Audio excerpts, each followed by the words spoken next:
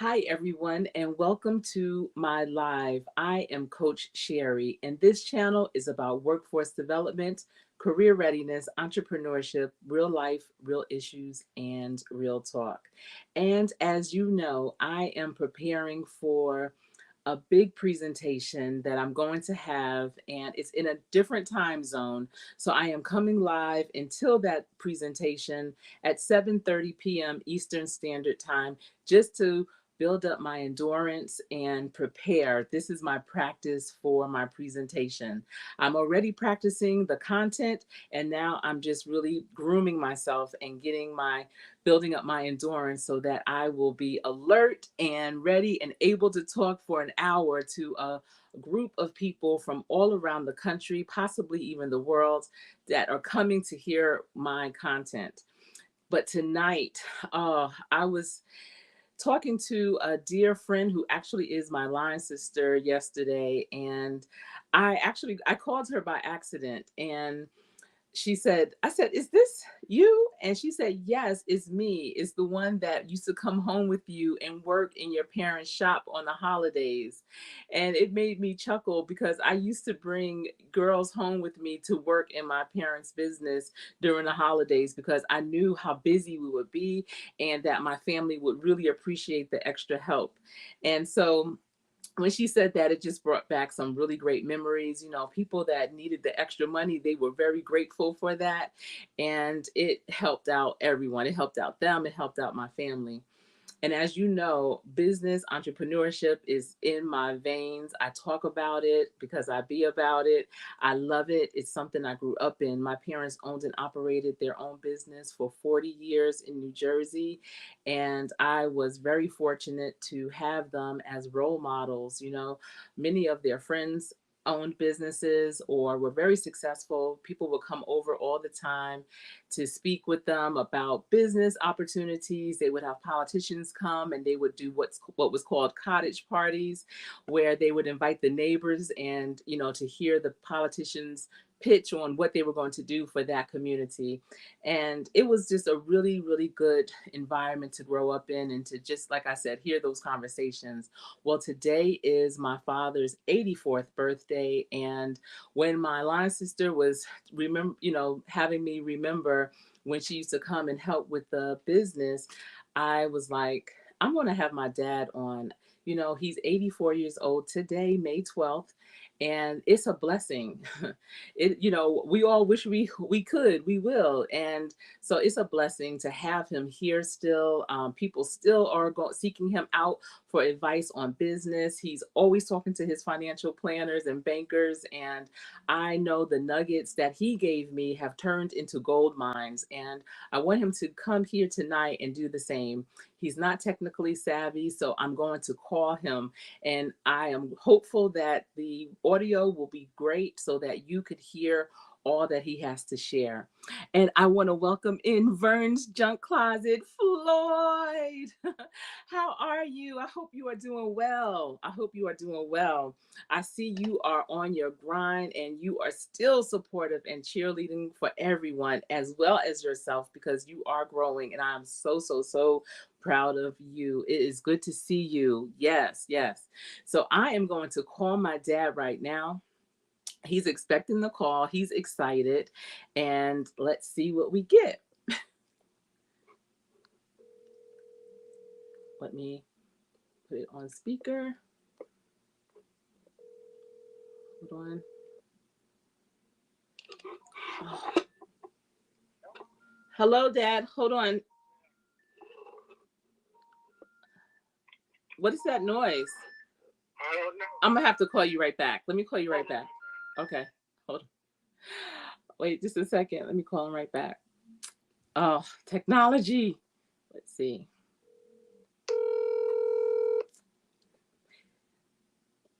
Vern, can you let me know if you can hear when he comes Yeah, on? I can hear. Okay. Vern, can you hear? Let me know. All right, Dad. So how are you doing? I'm doing great. You are? How's the birthday boy doing? The birthday boy is blessed. I am blessed to be here, and I give God the glory and the praise and the honor. Yes. I've been blessed all day. I've been getting calls all day. A lot of people didn't know I was 84 years old. They called me and said, "Is you 84 years old?" My pastor called me today, and I was in the supermarket. He said, "I can't believe you're 84 years old." How old do they So think you were? 54? I don't know. You That's tell what them he you have a told me. daughter that's He said, 52. "You sure doesn't look it." So, You said you have two sons, 60 and 61. I'm telling everybody's right, business.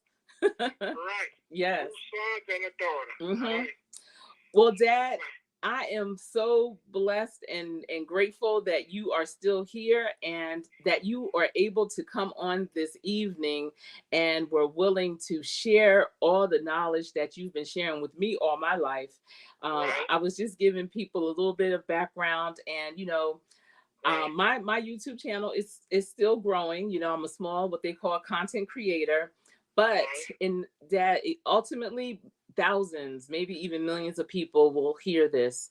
Maybe not Right. today, but in the future. This right here is going to be part of your legacy because it Right. will live as long as this channel is up. So I feel like whoever hears what you have to say Right. are going to be so fortunate, and it could be a game changer for many. Right. Just talking to people in my generation, not everyone had role models like you and Mom that Right. growing up were very supportive, very innovative, think out of the box thinkers, business owners. And y'all weren't just Right. business owners that did it on the side. That was what you did. That's how you made your money. And Right. your story has always been so compelling to me. Right. So what I would love for you to do. Yes, Vern. I think, right, first of all, Dad, let me let everyone know. Before this conversation begins, everyone, please get your pen and paper ready to capture these nuggets. Right. This conversation with my father is going to be very inspirational and motivational. When you hear how he started, you will know that everything is possible through God, and he has faith, and he had a dream, a goal. He didn't know how he was going to achieve it, what it was going to be, but he did. So Right. thank you for being here, Dad. All right, so First, first I would first like things to first, just, okay. Mm-hmm. I would just like to give people a little background of me. I have to keep God in this picture, whatever we do. And when you're born in this world, you get one gift when you're born in this world, and then you get a natural gift when you're born in this world. Then you get a supernatural gift when you accept God as your Savior. Mm-hmm. And a lot of people let it sit dorm. They doesn't do nothing with the gift, and they doesn't do nothing with it. But God give it to you, and I think that's what God gave me. Now I didn't know what gift I had until I got out there in the world. You know what I Mm-hmm. mean? Yes. Yes. And I got out there in the world and got knocked around and found out that I had a gift that I didn't know I had. I Right. didn't even know I had. I didn't know nothing about flowers because we were so poor. The only flowers came in the house were flowers that you ate. I didn't know nothing about flowers. And then I went into this flower shop and they said, "You got a job in a flower shop." I said, "What?" I was the goofer, the go-getter. So Mm-hmm. I was the go-getter. I So was wait, Dad, the let's wind it back a little bit. So you grew up in a country town in Virginia, southern part of Virginia, and you were one of 10 or 11 siblings. And we always get it confused. right, And then growing up, some of your siblings moved on to New York, um, right, and you were home. You were sharecropping. Going to school was challenging because you had to work to help support your family, your mother and that's your true. siblings.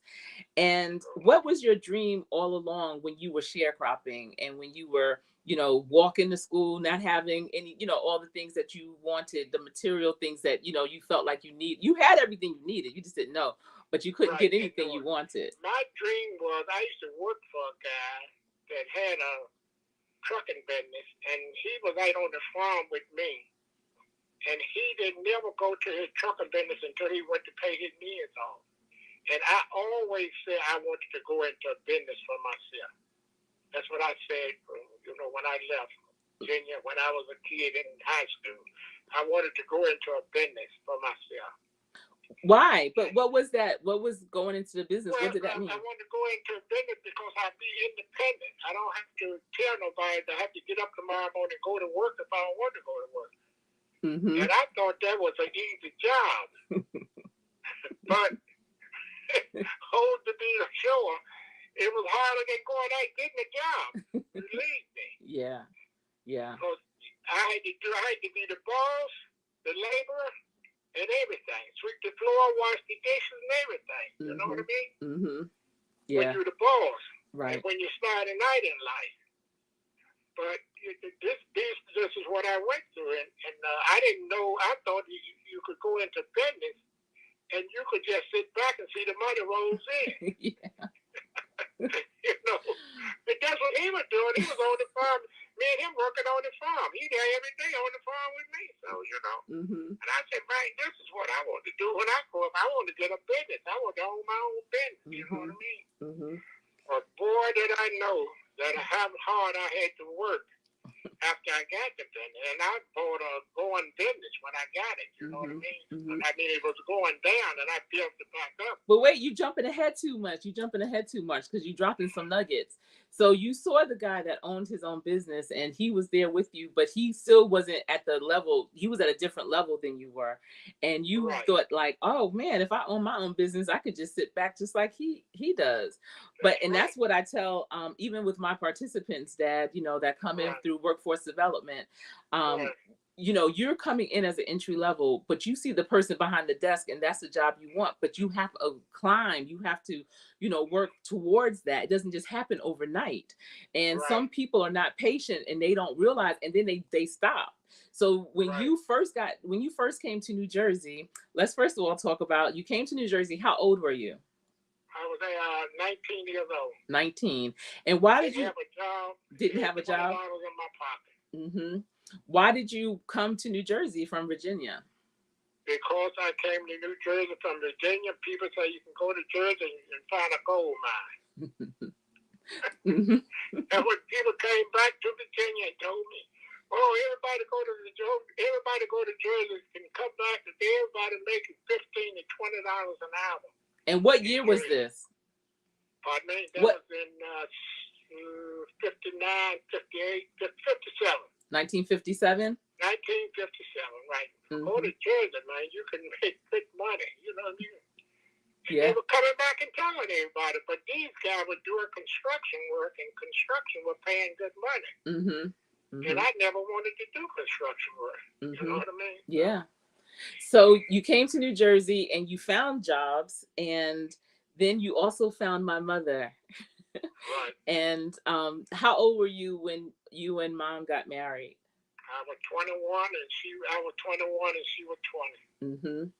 And got married, and she didn't come up with a silver spoon in her mouth either. Nope. And she so didn't have a silver spoon, and I didn't have a silver spoon.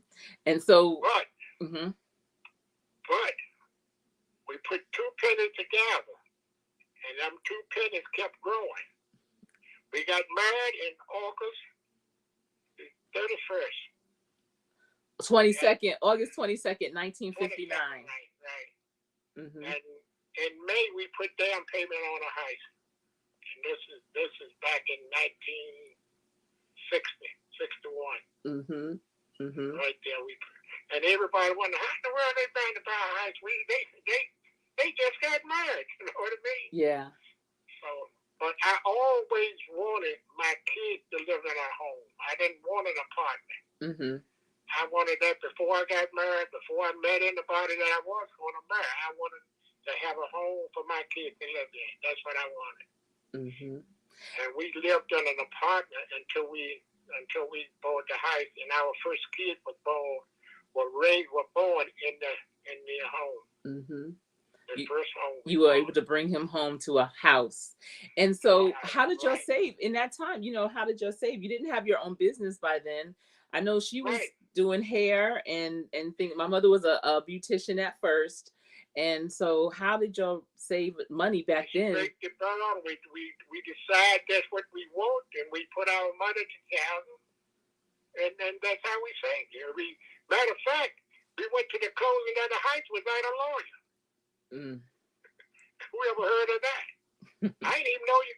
The real estate told me, well, you need a lawyer. He said you need $500. And I said, we gave everything we had to put the damn paper on the house. Mm-hmm. And he called me up one Monday. He said, you need $500 to close on this deal. Mm. And I told my wife, I said, we didn't borrow from everybody. We know the finance. Our family didn't have nothing to lend us, you know what I mean? So Mm-hmm. from the finance company and whatnot.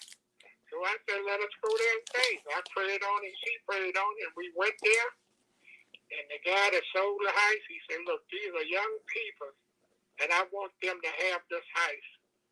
And he made a promissory note that these people can pay me this $500 all monthly. And that's what we did. Mm-hmm. And we closed on that house right there that day. Wow. And I said, nobody in it but God. You know what I mean? Mm-hmm. We prayed on it. God opened up doors. And all three of us, that was the house after we were all born. My brothers Right. and I, that's the house that we went to, and we moved when I was 6 years old. But before that, so now you're looking around. You're like, my dream, my goal is still to have my own business. So what was the first business that you had? I had a landscaping business. Mm-hmm. I had a trucking business, and I had a floor waxing business. Mm-hmm. All of them. Mm-hmm. And all of them. They never mounted nothing. They never. Really, I didn't have the money and the capital to make it go. You know what I mean? Like it should. Mm-hmm. Mm-hmm. So, but and that's what happened with them business. You know what I mean? Mm-hmm. But that didn't stop you. You still kept going. You still kept trying. Oh, I kept on going. Mm-hmm. And when you had those businesses, did you have a second job as well, or were y'all? I always had a second job. I had a job running them business, and I was doing them part time. You know what I mean? Because I didn't have enough money to start the business. Mm-hmm. So what I was doing, working, and my wife was going to school for a beautician all at the same time. Plus, she was pregnant at the same time because my first son was born in October. Mm-hmm. So we moved in the house in August, and he was born in October. Mm-hmm. Don't ask me how we got through it. Nobody but God. Yeah. Give him glory and the praise, I tell you. Absolutely. So then, people don't understand opportunities come in different forms and in different ways. And so I know also you were working for a flower shop in Teaneck, New Jersey. And so how did you even get that job? Like, most people, they don't really understand like the flower business. Just like you said, the only flowers that when you were growing up that y'all brought in the house was flowers you were eating. That's right. So they told me I needed a job. I got laid off from a job, and I went to the unemployment office, and they told me they had a job driving for a flower shop. Mm-hmm. And they wanted somebody to drive. Now, I didn't know where I was going, which way I was going, because I hadn't been in Jersey that long to know the towns and know the cities and whatnot. Mm-hmm. So I went over there, and I was the gopher, right? Mm-hmm. The gopher. I was the gopher, or you want to call it. I was the floor washer, washing the trucks, the windows, the bathroom, and all of that. That's what I did. And bring me this and bring me that. That's what I did. Mm-hmm. And then all of a sudden, a few guys, a German guy came to me. He said, man, I'm going to make a designer out of you. I said, what? A designer? Yeah. Mm-hmm. I'm going to make a florist designer out of you. And then he worked with me and gave me stuff to bring home. And I'm working, my wife working with me. I'm trying to learn how to make a bow. And I got all crappy hands and everything. And I'm sitting up at night and how can I make this bow? How can I make this bow? You know what I mean? Yeah. And all of a sudden, the thing just clicked. I don't know what happened. And the lady I was working for, she had designers there, and they left and wanted to open up their own shop. Mm-hmm. Excuse me. They opened up their own shop. So she came to me. She said, Clyde, what can you do now? we were doing a lot of Jewish weddings, and Mm-hmm. did canopy and all that stuff, fancy stuff. Mm-hmm. And she used to tell me, they used to say when they had the designers there, and I was the goof, don't let cars get up there and make the canopy. Mm-hmm. So now it's just And for me and those of her. you, I just want to stop you right there. For those of you that don't know, at Jewish weddings, they get married under a huge canopy filled with flowers. Right, And so, being that most of their clients were Jewish, they had a lot of Jewish weddings. So, right. go ahead. And then I had to, I went to school. I learned how to make arrangement, and I learned how to make canopies, and I learned how to make it just fell in line. It just fell. Once I learned one thing, everything else just fell in line. Mm-hmm. And then she gave me the job of the manager of the shop. Mm-hmm. I was doing all the buying and the selling and everything. Mm-hmm. She said, "You the man." You know what I mean? So Yeah. I was the man. So she gave me a station wagon to drive to go to the market and do all the buying.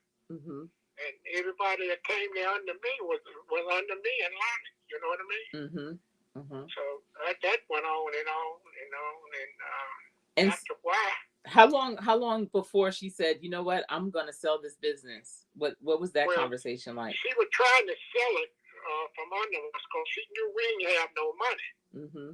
She knew we didn't have no money to buy with, right? Mm-hmm.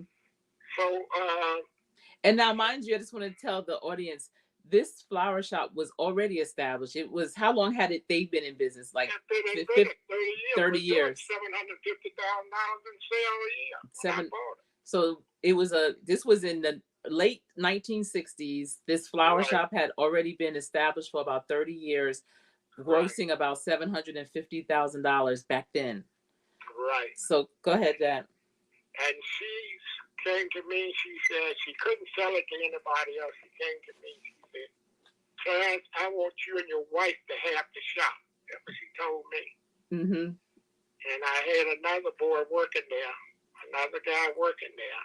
And she said, "I don't want you to buy it, but I'm going to be here with you." Mm-hmm. Because back at that time, 90% of the customer was white. Mm-hmm. So she said, "I'm going to be here with you. I'm going to stick by you." Dad, keep it real. Keep it real. What else she said? That this town is not ready for a black man to own a business. Right. She said, "This town is not ready for a black man." That's Mm-hmm. exactly what she told me. Mm-hmm. But I'm going to stick around after I sell it to you. Mm-hmm. And she sold it to me and this white guy. Yeah. And we bought it. So my dad had to get a white business partner to buy the business with him. Right. Mm-hmm. No, but back it up. I went to the SBA to get $35,000. Now, this is a business doing $750,000 a year. And they wouldn't give me $35,000. And the ladies were selling it to me, told the people that the SBA, at the SBA, Small Business Administration, right? Mm-hmm. And they wouldn't let me $35,000 to buy the place. So, that's funny. And she said he's doing all the buying, he's doing all the selling, and this is what we done a year. They said we can't lend him the money. And that would have been, I mean, that was a no-brainer, and I'm sure their books reflected what they did, and so they should have. That goes to show you like how it was when we talk about inequalities and racism, right, and things of that nature. That's right, it right there, and people don't realize it also happened in business. So how is it that the SBA is not going to give someone a $35,000 loan on a business that's grossing $750,000 a year? That right, just that's right. You know, it don't make sense. It no, didn't make sense to me. Mm-hmm. And coming on back from the Small Business Administration, Mm-hmm. right? So me and her, being this Jewish lady, right? Mm-hmm. That's me and her. So she said, "Clarence, if you give me $2,000, I'll turn the payable and the receivables over to you. Mm. And that's what, and you pay me $400 a week. I work 3 days a week for you." Mm-hmm. Wow. And that's how I got the shop. Wow. And then, so you got the to own the business, and so now This is something, Dad, that a lot of business owners don't understand. You have the business, but then you have the building that the business is in. And now, Right, most people, they rent that. But then what right. happened with the building that you were in? When I bought the business, she said she got me a 10-year lease on the business, On the building. on the building, right? Mm-hmm. A 10-year lease, right? Mm-hmm. So I had the longest lease that anybody. It was a group of stores there, Mm-hmm. and all of them were under one deed, Mm-hmm. and the owner wanted to sell them. So the guy came in there, one of the real estate came in there one day, and he said, "You got a 10-year lease on this building. Do you want to buy it?" Mm-hmm. And I said, "Sure, I want to buy it. I'm paying rent now. You know what I mean?" Mm-hmm. I said, "Sure." So he said, "Well, it's for $18,000." And what year was this? That was in 1975, I think, 75, 78, somewhere Mm-hmm. around there. Mm-hmm. Now, the business was going good. Everything was going good, and and he said, "You can buy it for that for $18,000, Mm-hmm. which were two stores." Mm-hmm. And I had a partner at that time. Yeah. So the partner, we bought both of the stores for $36,000. I never forget it. Mm-hmm. And we paid the stores off in 3 years. Wow. 3 years, we paid it off. Mm-hmm. Because business would get jumping. We were doing 5 and 6 Jewish weddings a week. You know what I mean? Mm-hmm. And then the lady that sold me the business came back to me and told me, "I've been trying to buy this business for 50 years, and you come in here and worked 3 years and bought it." You mean the building? Uh-huh. The building, yeah. She went off on me like a rocket. You know what I mean? Yeah. I told her, "Don't blame me." You know what I mean? But this is the way things go. You know what I mean? Right. But Dad, I want you to share this too, because a lot of people that may listen to this video are content creators here on YouTube. Also, they have their own businesses, and sometimes you know this better than anyone. It could be discouraging sometimes when your own family and friends don't support your business. right, And I know growing up, we had friends that we knew that didn't support the business. right. And how did you and mom deal with that? I mean, to me, y'all didn't miss a beat. Y'all was like, "Look, we got these other people." We never paid it any mind, Sherry. My neighbor next door was just like, they'll throw rocks at them. Them the Rockefellers. That's my neighbors. Mm-hmm. And they used to come up to me, and they didn't know what debt I was in. You know what I mean? Mm-hmm.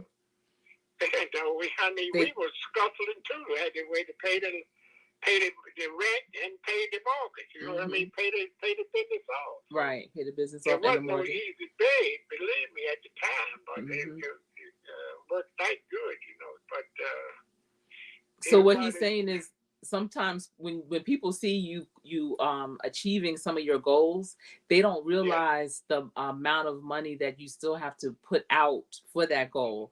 And so automatically they were thinking, "Oh, they the Rockefellers, they don't need our business, they driving a car, new car, whatever."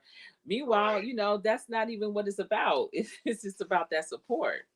But it was okay. It was okay though. That, like you said, you didn't pay it any mind.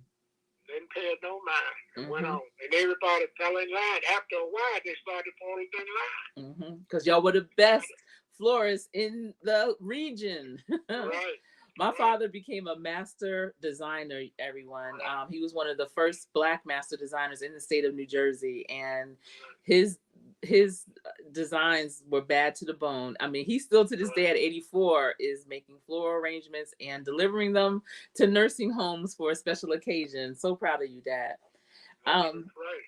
That's what I did for Mother's Day. Yeah. Took to all the nursing homes, flowers and cards. Yeah. Gave them away. Yeah. Absolutely. Now I'm not working. I said to somebody the other day, I said, Mother's Day we'll be working 24 hours a day. Literally. You know what I mean? Literally. And now I'm driving around giving away flowers to women in nursing homes, making sure every woman in our region here got a flower and a card on Easter, And on Mother's Day. yeah, and Easter. You did it for Easter too. And Easter too. We did it Easter too, Yeah, yes. yeah. So okay, so you had the business. I know I was 8 years old up in there working, and I'm gonna tell y'all, my father was no stranger to firing me. I had gotten fired so many times. It didn't make no sense. Every time I came home from college, my brothers would always say, "It's a library in here when you're not here, Sherry. You talk too much. You and Dad get into it." Because I was always telling him the changes he needed to make. And Right. I would come in and I mean, I lived right in the house. He wouldn't even tell me, like, "Sherry, don't come in today because you don't come in." He would never do Right. that. He'd make me come to the store and he would be like, "I got an appointment for you at such and such." It would be like at a headhunter to get a job somewhere else. It'll be like, "You talk too much, you're trying to make too many changes." Right, baby. But it was great. I mean, shoot, the It was headhunters you great. said, that's how I got on Wall Street in New York. Shoot. So, and I He guess had a great life out of that flower shop, believe me. I know. And so I wanted to so we had the business. I know it was great for our family. And I mean, I went to college. My parents paid cash for me to go to college, paid cash for my car, everything, and never wanted for anything. You and mommy went on amazing vacations together because of that business. But then Right. at some point you all got a second store. And Right. what made you get another, go into so you had the one store doing well, but then Well, you opened up another one. well, I figured the store had partners upstairs, and I figured my son wanted to come in, and John, they were working in the business.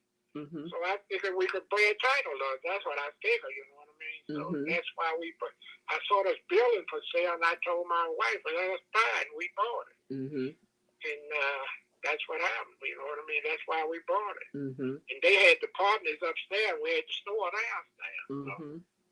So we had two locations, and Location. one other thing that I admired is that you had a lot of men, black men working for you, as well as women, but more men than women. And those men were head of households. The women were too, but your business, it helped support families. Right. That's right. Did you and mommy ever talk about that? Like, we got families up in here. It's true. And people call me up now, Mr. Barnes, you gave me a start. You know what I mean? Yeah. I love a lot of people looked at what we did and where we came from, from the cold water flood in Virginia, and whoever thought I would be in a flower business, you know what I mean? Mm-hmm. When I went in there, I didn't know one flower from another, you know what I mean? Mm-hmm. But I give it all to God, that God changed me and gave me he gave me a natural when I was born, and gave me a supernatural talent gift when I gave my life to God. Mm-hmm. Absolutely. That's what changed me. You know what I mean? Yeah. And now I want to do more for him because I look at where he brought me from and what he brought me through. Mm-hmm. And through faith, where he's going to take me. You know what I mean? I don't know where he ain't finished with me yet. No, he's not. He's not finished with me yet. So I just keep on doing what he would have me to do and let him fight my battles for me. You know what I mean? Amen. And Dad, I just wanted to do a pause real quick, a little pulse check. I want to let you know who's in the audience. So we have Burns Junk Closet, and she is dynamic. She's a huge supporter of my channel. I'm a huge supporter of her channel. She's been very instrumental in helping me grow, and she lives in upstate New York, near where Harriet Tubman took her whole family and resided. And then we have Be the Difference Clothing, and she actually lived in Teaneck. I don't know if she still does, but she has a clothing business. She puts really inspirational messages on t-shirts, sweatshirts, and socks. And then guess who else is in the audience, Dad? Guess who else is here? Stephen. So you all, Stephen Watson is my first cousin, his mother and my father. Yeah, hey, I spoke to Stephen a while ago. How you doing, And Stephen? he's my first cousin. His mother and my father are brother and sister. So good to see you. Love you, cousin. So Dad, what did people say? Like, flowers, what in the world is that?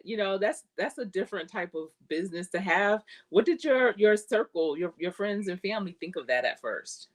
Well, the flower was a luxury, really, for people. And most of my clientele were Jewish people who had money. Mm-hmm. So that 75% of my clientele were Jewish. Mm-hmm.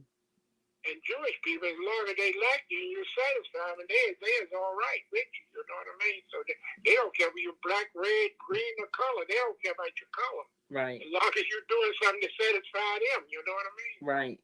That's how I got along with them, and that's how the business grew and grew and grew. You know what I mean? Mm-hmm. I kept in touch with them. I took care of their synagogue. I did the holidays. I decorated all their synagogues for them. And when they come in and say, I want a $500 ad, I gave it to them. Mm-hmm. No ifs, ands, and buts. I gave it to them. See, so that's what I'm talking about. So, right. When people, I talked about that, I don't know when, a video about networking and how I learned that, going to conferences and things with mommy, but also, with you, when his clients, his customers, when they had something, my parents, they supported whatever they had. So when his customers came in and said, my organization, who the organization is using my parents' business for the centerpieces, for the decorations and all that. Oh, we need an ad. And they would always get the ad. They would always buy tickets. We had all our holiday parties at events that my parents did the decorations for, because my parents would buy a whole table and, or a couple of tables, however many, for everyone to come that worked for them. And, it was that give and take. And a lot of businesses don't do that anymore. If a business that supports you has something that you need, support them back, because that's how that goes. Yeah. Mm-hmm. I got a lot of plaques on the wall. Every one of them plaques cost me $500. You look at my bin back there. Look at all them plaques. I know. And I tell somebody the other day, every one of them plaques cost me $500 plus. Mm-hmm. Plus. Mm-hmm. But then all those plaques gave you way more than that 500 back. That's right. They made me more than that. You're right. Yeah. Hit nail on the head. Yeah. Right. Absolutely. So how was it juggling two stores, two locations? Well, it was very it wasn't easy running two locations. Mm-hmm. You know what I mean? Because it worked and it didn't work. When we retired, that's when I closed up one of them. Mm-hmm. And try to get the boys in one store. That's what I try to do. You know what I mean? But, yeah. And the fact that y'all were able to retire, I never thought that you and Mom would ever be able to retire. I never thought I would retire neither. I never even looked. I was never even thinking about retiring. Yeah. True. Yeah. I used to look at y'all, and I mean, as hard as y'all worked, and as all the things that y'all were doing, and as busy as you were, whatever, I was like, I can't see them ever retiring. Like, how would you? Right. But you were able to. You were able to. We did just like that farmer did when I worked with that guy on the farm. We used to take 2 vacations a year. Yep, 2 vacations. 2 cruises a year. Yep. I didn't even think about retiring, because you could go whenever you want. I go in the store and I tell my wife, we're going on cruise tomorrow, next week or a month from now. Yeah. I know. I mean, we had to work holidays when we had to work, but you had that freedom to do what you want to do when you want to do it. You know what I mean? Yeah. That's what I like about being in your own business. You know what I mean? So now, this is something I think that everybody would be very interested to know. Since you had your own business, my mother worked in it with him side by side. So it wasn't like y'all had a pension. You didn't have like you had your own 401k. But how did you save enough money to live off of for your retirement? Because y'all were still relatively young. How old were you when you retired? I was 64. Okay, so you were 64, and y'all lived off of way more than Social Security. So how did y'all go about saving to retire? We invested in real estate. Mm-hmm. That's what we did. We bought real estate. Mm-hmm. Real estate gave us the business gave us a living. Mm-hmm. Invest in real estate gave us a retirement. Mm-hmm. That's what gave us a retirement. Mm-hmm. Yeah. And that's what I'm retiring on now today. Mm-hmm. So you not now on the business, not It's like you working. You make a living when you work, but money have to make money in order to grow. Yep. Yep. So money don't make money. It just sit there, and that's what happens if you put it in the bank. It just sit there. Yep. So money don't produce money. You've been retired for 20 years. 20 years. That's right. And haven't missed a beat. So I felt like going back to work last week. I had so many orders. Right. I know. I had so many orders. I gotta tell you two things. God is just so good, Sherry. I tell you, I just give him the glory. I'm 84 years old. I had so many orders last week, and I thought I was in the shop on like another day. You know what I mean? Yeah. But I give that to God. You know what I mean? I really didn't want to do it, but to come in and say, you got to do it something. You know what I mean? Yeah. You got to take some time to my mother's grave. Yeah. And I did it, and then one call, another one call. So it looked like a chain reaction. So right, absolutely. And I did it, and every time I say I'm not going to do it anymore, then another one came in. So I don't turn down business. I know. I know. So, Dad, I'm telling you, you really keep up with your investments, and I know all your bankers, your financial planners, everybody know you. You call them almost every day. How often do you call your financial planners? Every week, at least twice a week sometimes. I go down to the bank and sit down there and talk with them. You know what I mean? And ask them because they're telling me that you know what I mean. I say when I tell them I want to borrow $1 million, they draw up. Yeah. They draw out what the black man could draw $1 million. You know what I mean? Yeah. And I tell them, but they treat me so good. I go there and I went down there the other day and just sit there and shoot the breeze with them. You know what I mean? How important do you think having those types of relationships with like your financial planners and your bankers? How important is that? It's very important to have it with them because they can come through for you when you need it, and sometimes you need them. I have a better connection with the banking now than I did when I was in business. Because I didn't know how to maneuver with them when I was in business. But now I know how to maneuver with them. You know what I mean? And I'm telling y'all, they can't knock it over on my dad. He knows what rates are. He will move stuff if he has to. He threatened them. Like, he is no joke. But they lay out the red carpet when he comes through, I'm going to tell you. They really do. Dad, don't let people call your phone. What they calling? Who's calling you? I don't know. Somebody calling on my house phone. Well, they can't. My phone. Well, don't let them call you. Who is that? Oh, tell her she knows that you're doing this with me. Tell her be on here. Yeah, no, it's fine. Okay. Yeah, don't answer. I ain't answering. She's calling me and wishing me a happy birthday. I know. She don't know about this. Yeah, she does. Well, she calling. That's all about. So one other thing too, that I know that growing up, everybody used to come to the house to ask for advice on business, advice on marriage, because my parents were married for 52 years when my mom passed away. And so I grew up just listening to these conversations. People have these ideas. My parents were never an idea, what they call it? They would never shoot anybody's idea down. They would always, help them think through how it can be done. And let me tell you this. Let me tell you this one, man. Everybody told me when my wife gave up a Fortune 500 job to come into the business. She always wanted to come into the business. She let me come into the business. And I got rid of my partner. And she came into the business. And everybody said, y'all be divorced in 6 months. This is a good. And I said, why are we going to be divorced?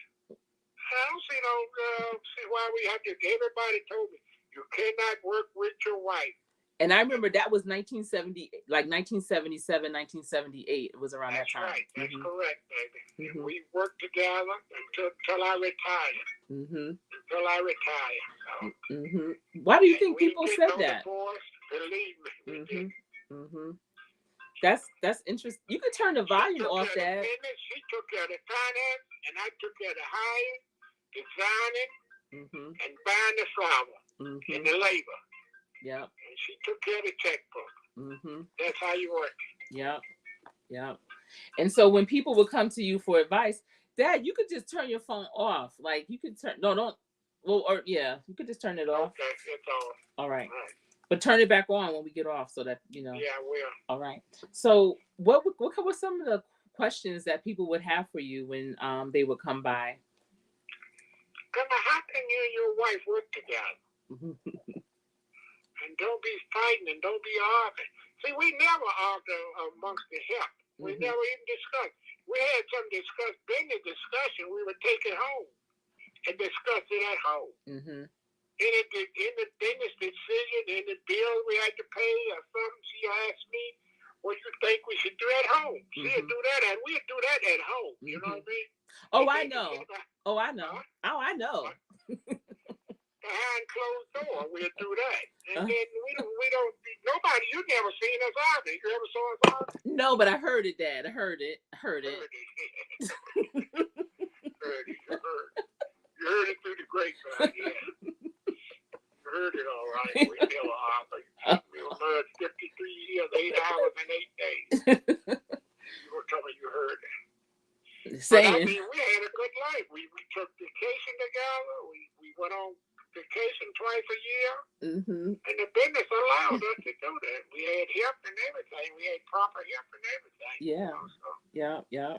And then you had. I tell anybody it's not easy working with your wife, and if one can pull one way and you can pull the other way. You know what I mean? So, I thought you turned your phone off. I thought I had turned it off. I thought you.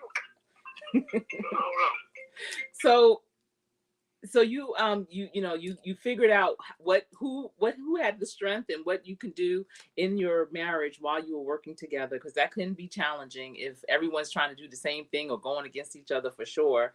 Right. But then also you had a group of friends that you talked about with finances, about politics. I remember you had those cottage parties when politicians would come by, and the whole neighborhood would come through to hear what they would say. What was that like?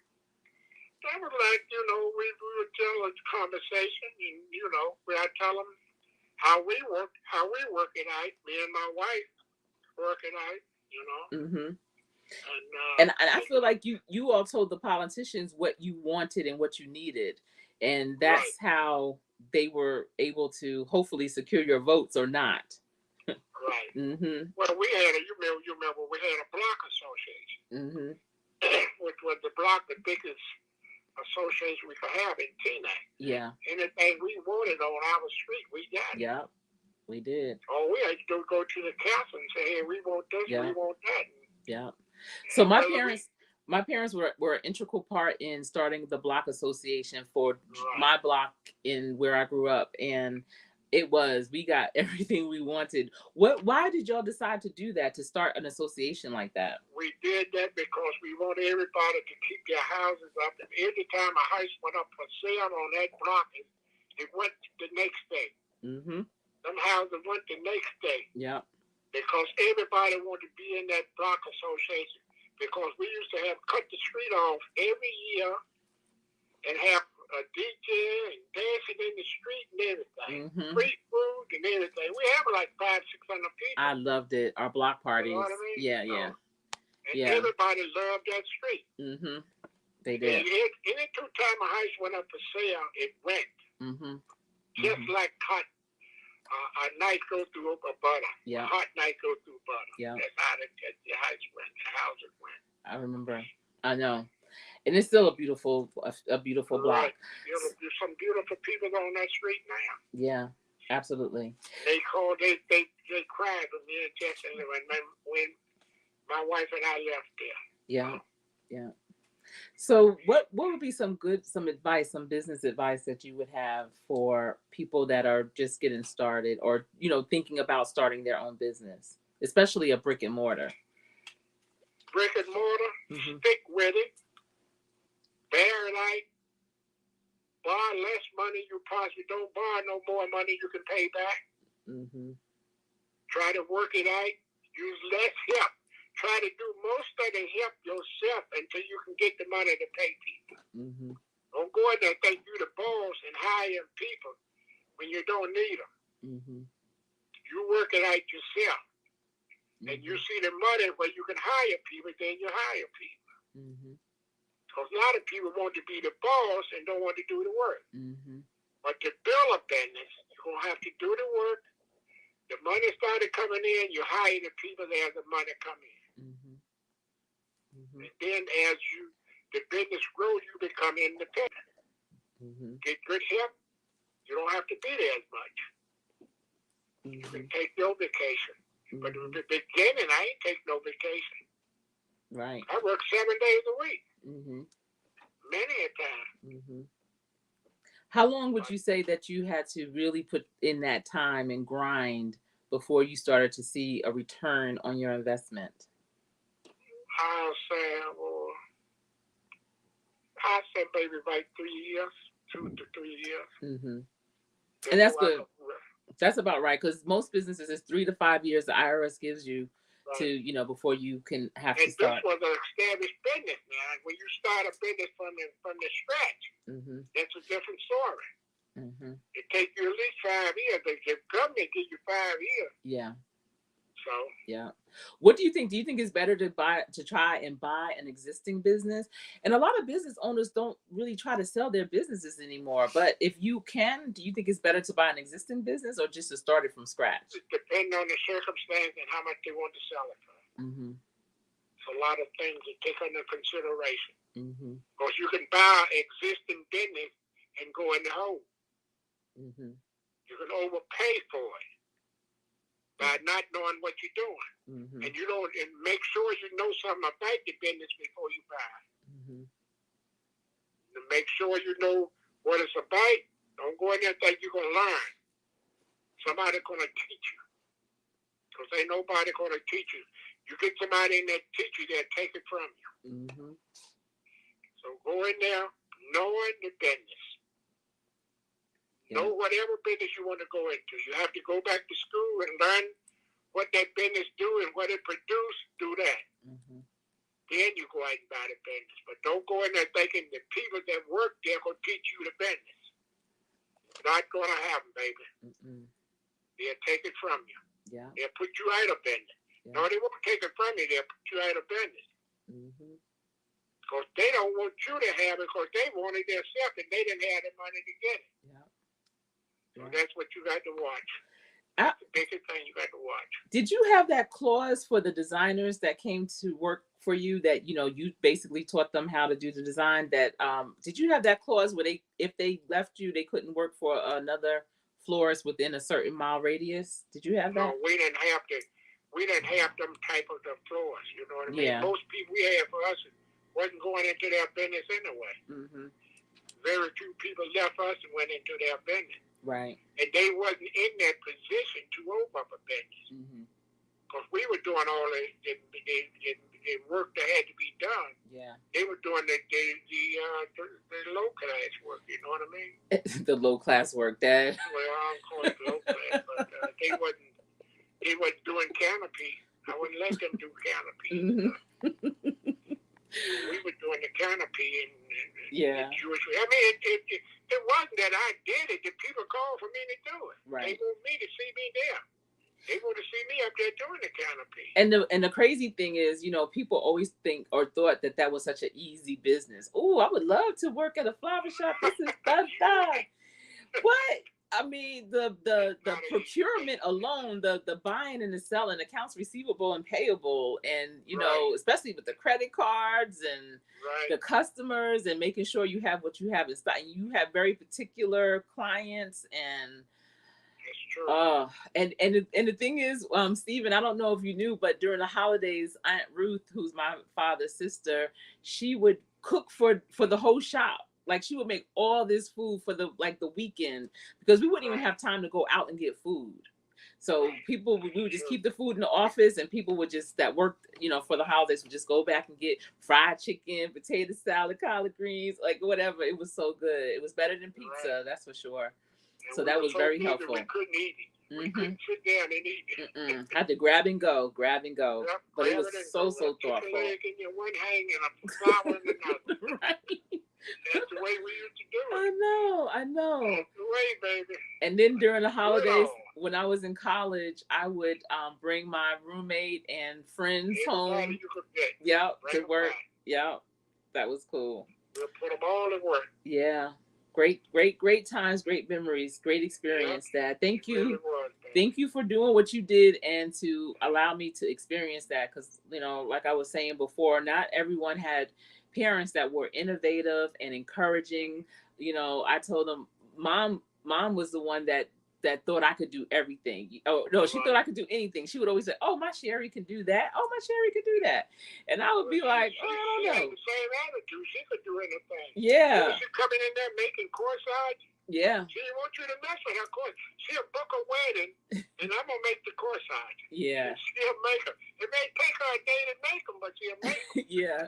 She went because she was gonna do it special. She was gonna do it special. It's taking your day. If you ain't finish that corsage, don't worry about it. Right. I'm doing it right. Yeah, I know.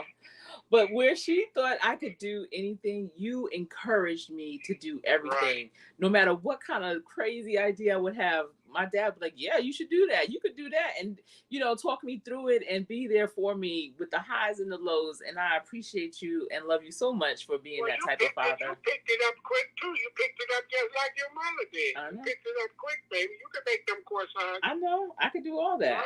Right. Absolutely. So, do it now. Do you do it now? No. Nope, not at all, Dad. Not at all. Okay.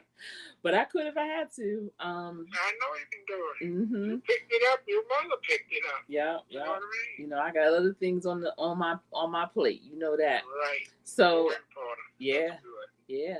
So Baby, it's good to talking to you. yeah, It's nice talking with you.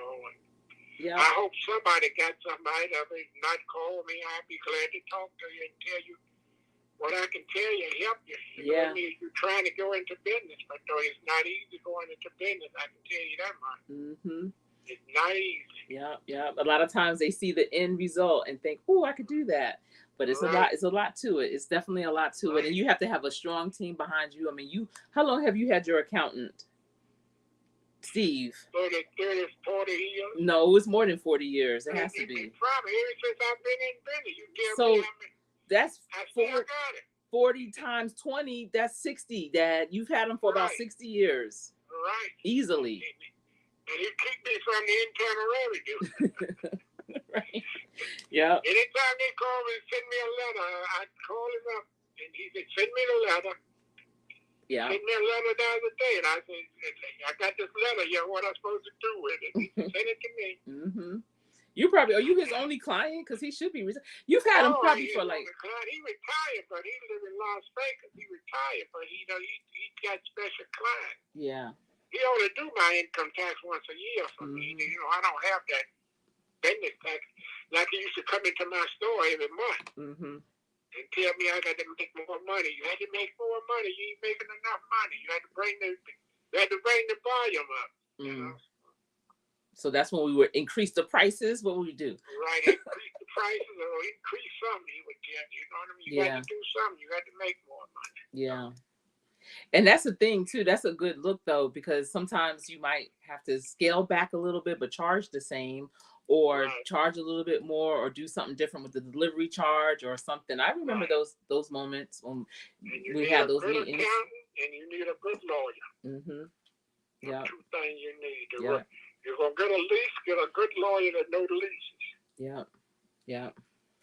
So that's what I can tell the people. I want, if everyone could just drop in the box one nugget that you're taking away from this conversation that I am having with my dad. I want to thank everyone for coming in. I believe I have all of the names. Let me just make sure. So we have Vern's Junk Closet in the building. We have Be the Difference Clothing, Stephen Watson, Shawana Creative Circle Channel, Marlene Motivates, and Vernell Livingston. I appreciate each and every one of you. And for those of you that were not able to come into the chat, thank you for tuning in and listening to my conversation with my dad as we celebrate his 84th birthday. How old do you feel? How old do you I feel? feel, I feel good, baby. But how old do you feel? How old? I How old? feel like 60, 70. Mm-hmm. I've That's been good. doing work. Yeah. Yesterday I did work yesterday. Today What kind of work you do yesterday? I made some flower arrangements Mm-hmm. Who'd you make them for? for your mother grave. Mm-hmm. Mm-hmm. But she already had beautiful flowers on Mother's Day when I saw it. No, they blew away. I They had to go back did? and redo it. Yep, they blew away. I went over there yesterday and they blew away, and I had to make another one. Mm-hmm. Yeah, I finished it up today. I put some weight on it to hold it down. You know, the wind been rough around here. Yeah, here too. So dad, Stephen said, I get this wisdom every time I speak to your dad. And I know. Right, I'm telling y'all, like, he's that one that talks business all the time. So right, if you ever, and that's true, especially, Burns, especially Be the Difference, y'all, like, if y'all let right, me talk to him, he would love it. Right, right. Stephen? He would love it. So y'all Yeah, just let me know. Let me know. right, And I see Mr. Average plays, and he said this was awesome. Never give up. And right. Burns, okay, Dad, not 60 years. Right. Yeah, You 60. gonna hit some curves in the road, but don't give up. Right.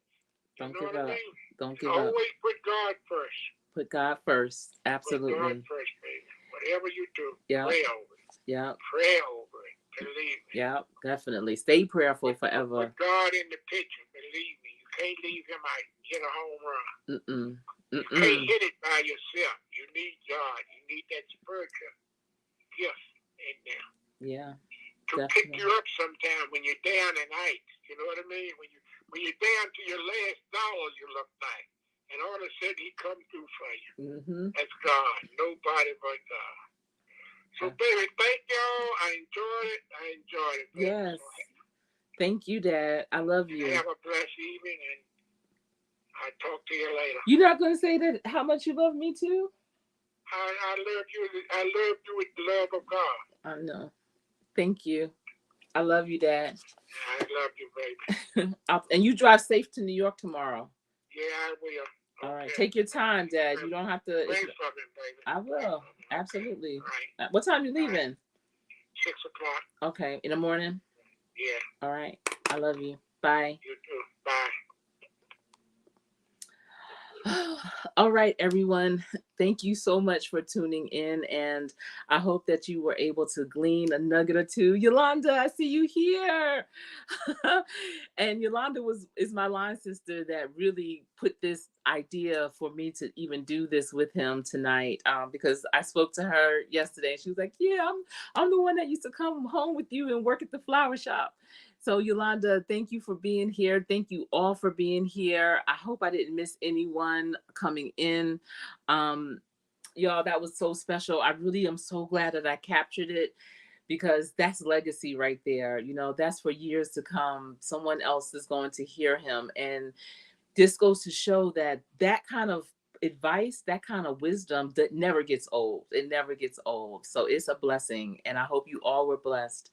Thank you for being here tonight. I will be back tomorrow at 7:30 because this is my practice because I am going to play and play to win next week when I am on that big stage talking during that presentation. Thanks again to Vern's Junk Closet, Be the Difference Clothing, Stephen Watson, Shawana Creative Circle Channel, Marlene Motivates, Vernell Livingston, as well as Yolanda Adamalola, who is my line sister. Who else did I saw Mr. Let's see, I didn't write it down. I should have. I apologize. Mr. Average Plays. Thank you all. And for those of you, like I said, who didn't have an opportunity to come into the chat or who are watching this on the replay, I appreciate you. Thanks to all of you for being here and being here to cheer my dad on his 84th birthday. All right, until we speak again, please stay safe.